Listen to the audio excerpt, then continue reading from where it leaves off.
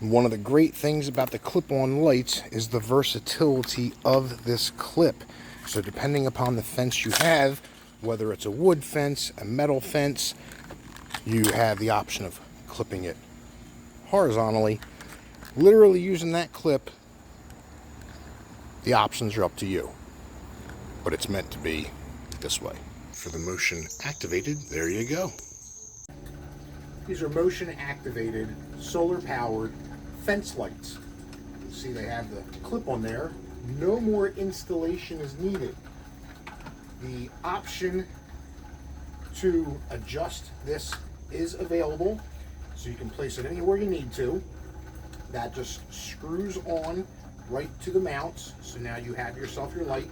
You can switch it around if you need to for placement. The lights are going to be activated automatically when the sun goes down. Now the lights have different selections for the brightness. Once again, you can set it to motion activated or to the light activated.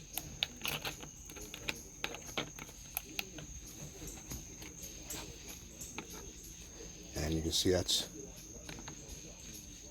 the sun blocked, or the light is blocked, and the light turns on.